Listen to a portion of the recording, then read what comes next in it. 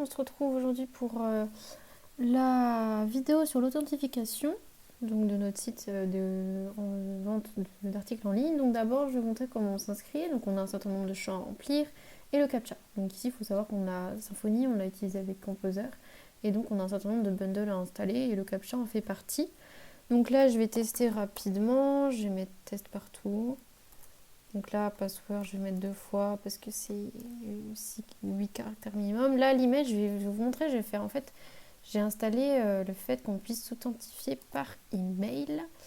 Et donc, j'ai pris un générateur un générateur d'email temporaire en ligne, ce qui fait que du coup, ça nous permet d'avoir des emails pour tester rapidement.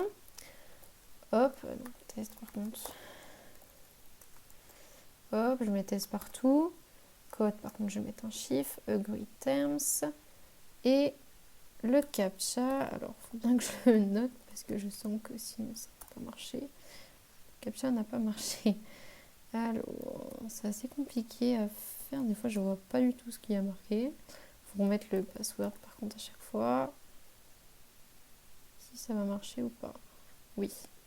Donc là, je retourne sur la page de login et là, je vais recevoir d'ici peu de temps normalement un email. Voilà, donc ici c'est mon adresse mail. Bon, voilà, c'est parce que j'ai configuré comme ça. Et dans ce mail, il se trouve qu'il y a un token. C'est une sorte d'accès vers la page. Et si je clique sur le lien ici, on peut accéder directement au site. Inscription réussie. Si je remets test, je vais bien arriver sur mon compte avec le nom de mon test. Donc ça, c'est vraiment le côté inscription, identification. Je peux également, donc dans mes coordonnées, modifier. Par exemple, si je modifie mon nom, test 2, modifier, il va me mettre ici, compte modifié, et je vais avoir bien test 2 ici. Ça, c'est intéressant. Ensuite, un autre aspect de l'authentification, c'est Facebook et Google.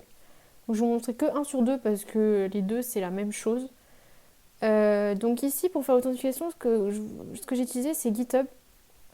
Et ce qui est intéressant, c'est que il montre un exemple sur Facebook après, mais il montre toutes les possibilités pour toutes les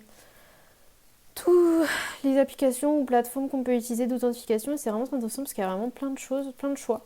Donc nous, on nous a demandé de faire Google et Facebook, mais on peut très bien faire Instagram, Facebook, voilà, Dropbox, enfin Discord, vraiment tout ce que vous voulez. Et donc c'est vraiment intéressant sur ce point-là. Ensuite, donc c'est celui-là. Donc si je fais Facebook, donc là j'arrive sur le mien parce que c'est avec moi que je me suis authentifiée pour tester.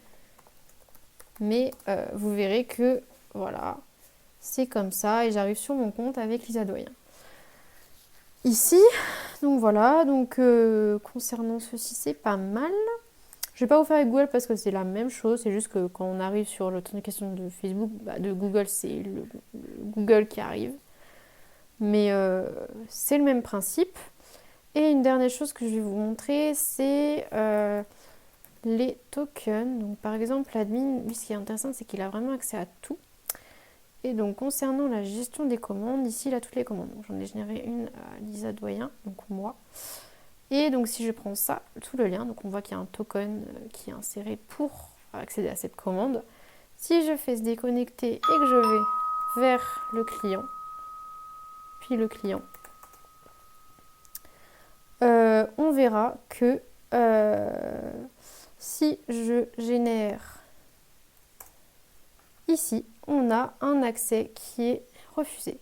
Donc ça prouve bien que l'accès est interdit.